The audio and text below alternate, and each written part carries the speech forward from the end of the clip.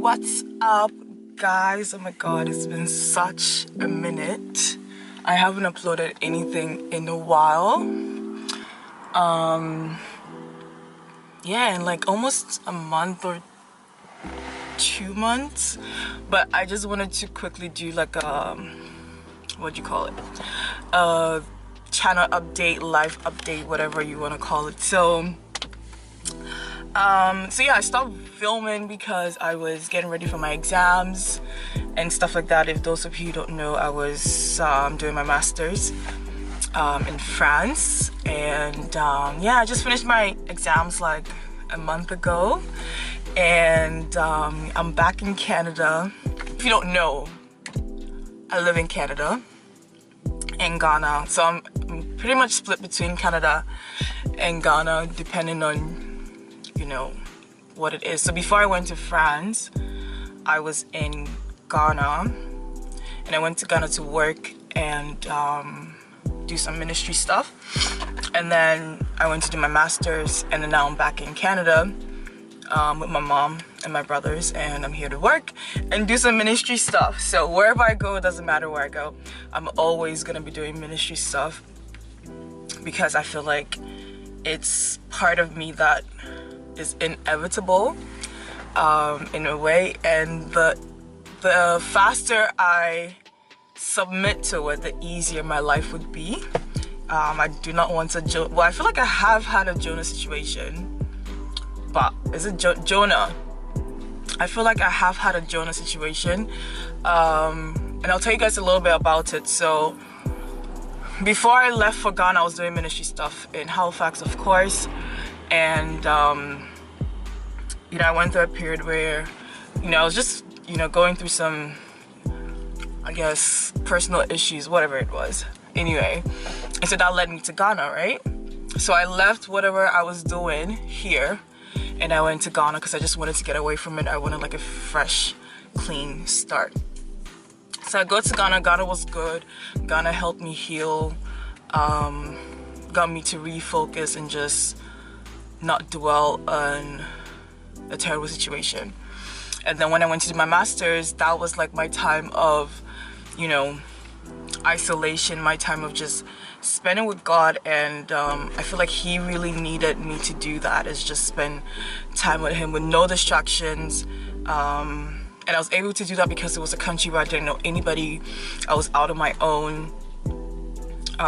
There was like a language barrier, of course, even though I know how to speak a little bit, but obviously not enough to like be able to communicate with people all the time. So most of the time I was, you know, on my own in my room, and what else is there to do but to, you know, pray or read your Bible or watch sermons and just worship and stuff like that. So I feel like God set it up for me to do my master's at that time because he needed me to just, you know, go into that deeper fellowship with him and intimacy with him. So I was praying at the end of my master's, or at the end of my classes, you know, because we have a work term of about minimum 4 months to 6 months, I believe, and you can decide to do either internship or get a full-time job based on your experience. And because I had some experience already, I'm aiming for like a full-time job. So I was praying and I was asking God, you know, God, where do you want me to go? Like, to work? Do you want me to stay here and work? Do you want me to go back to Ghana and work? Do you want me to go to Canada and work? Whatever it is that you want me to go to, that is my next move. And I was just praying to God to, you know, find out his mind of where he wants me to be in this period of my life. And I will never forget that day. I think I had prayed. We had been in church for like, you know, some time, and I'd left, gone home, and I was sitting down and I was just meditating on, you know, my fellowship with God that I just had, and I was just, you know, sort of just meditating on my prayers and stuff like that. And it came, like, his voice came so strong in my spirit, and he was like, Sharon, you've been running away from the place I placed you, so I need you to go back. And obviously he is referring to Canada.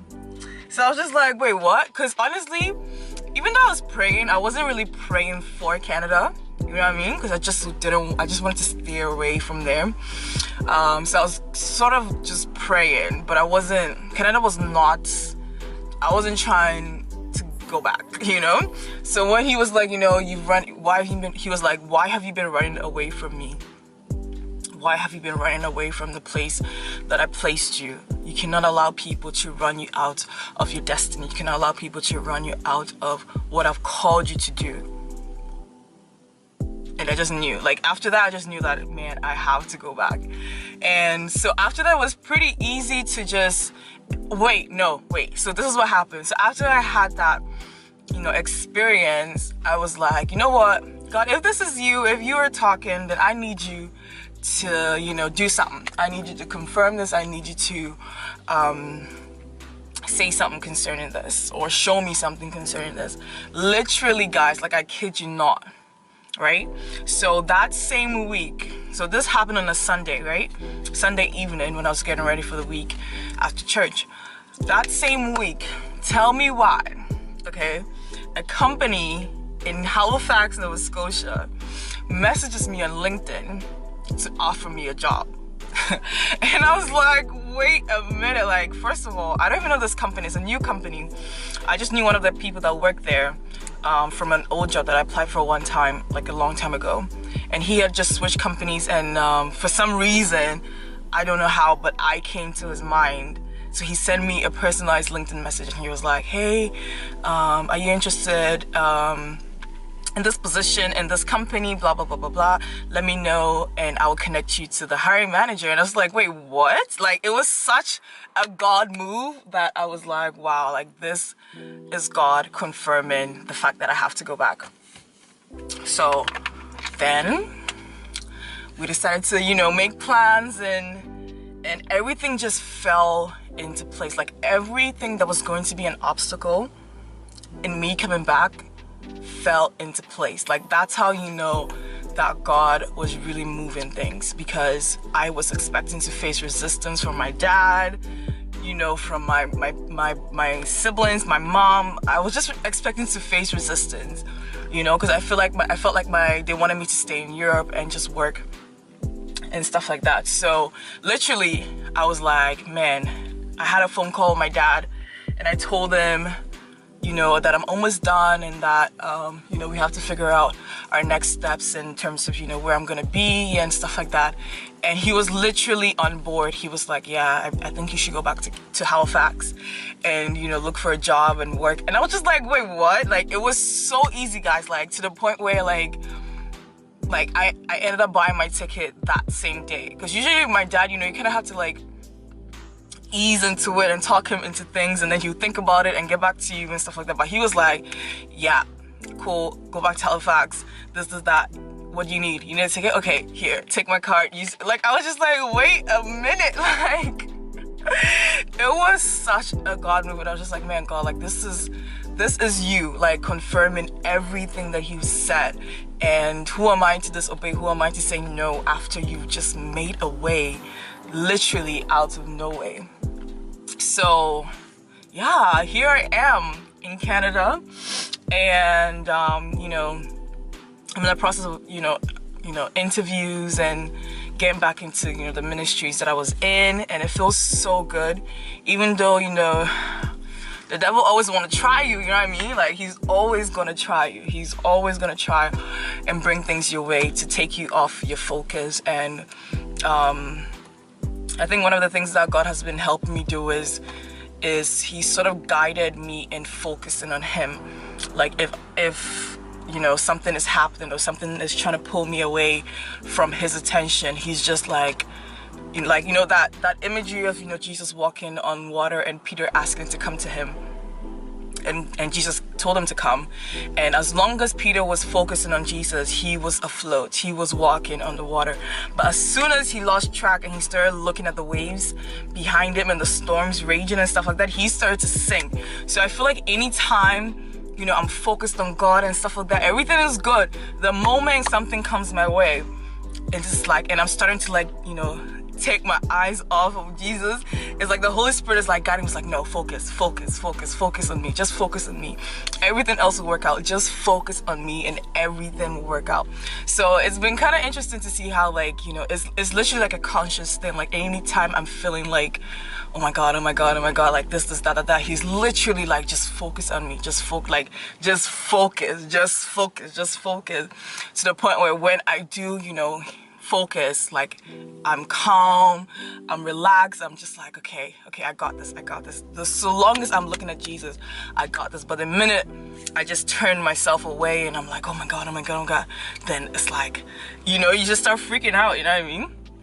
So it's been a journey, but I know God is with me. I know the plans that he has for me, I know they're good, and I know that at the end of the day it's gonna glorify his name.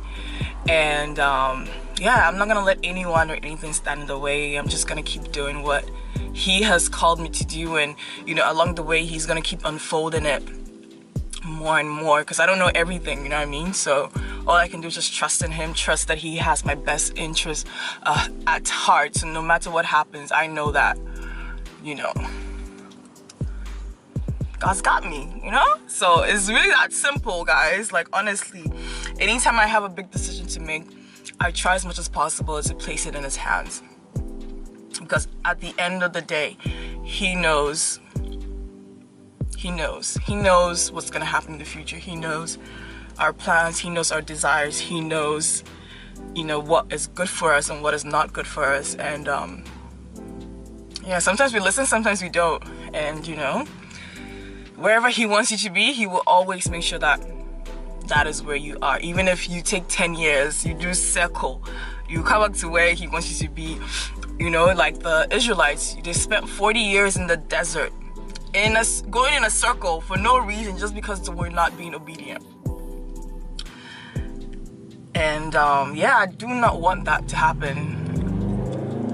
I don't want that to happen to me. I want to be obedient. I want to, you know, be aware of the time and the season I'm in. Always to know that, okay, I'm gonna listen. I'm gonna take it step by step as you're leading me, as you're guiding me. And I always pray that I'm aligned, you know, with what he's saying in my life, and that I'm never off track. Like, you know, even though, I mean, even if you get off track, he's gonna bring you back. Might not be pleasant, but you're gonna learn your lesson and you're gonna come back. So anyway, that's the quick update, like very quick update. So I'm back in Canada, so I'm gonna try vlogging, like lifestyle vlogs a little bit. And I'm putting together season 2 of God Girl. And this time I'm gonna have some people, some guests on there, you know what I mean? And yeah, we're gonna have fun. But yeah, I hope you guys enjoy these like vlogs and stuff like that. Probably not gonna be interesting, but maybe somebody might like it. So right now, currently, I have a meeting at church for Connect, which is like a contemporary part of my church. So my church is All Nations Full Gospel Church in Canada. And it's a African/Caribbean type church. Like, not really, but I mean, majority of the people that attend the church are African/Caribbeans. We have about 90 churches planted right now. In Canada, I believe it's about like 30 something, I'm not sure, and then the rest of the world. And because we want to reach a broader because we want to reach a broader I can't really say it, because we want to reach a wide range of demographics, we are you know, starting to plant contemporary churches as well. So it's like a Connect is like a branch off from All Nations, and it's our contemporary you know, church service, whatever you want to call it. Yeah, so we're meeting to talk about the plan for, you know, the summer, the rest of the year, and stuff like that. So I'm gonna take you guys in quickly to see what it's like, and meet the team, because right now they're part of my life, innit? So everything that's part of my life, you guys are gonna see. So anyway, I hope you guys enjoy this little ride along, and I'll see you in a bit.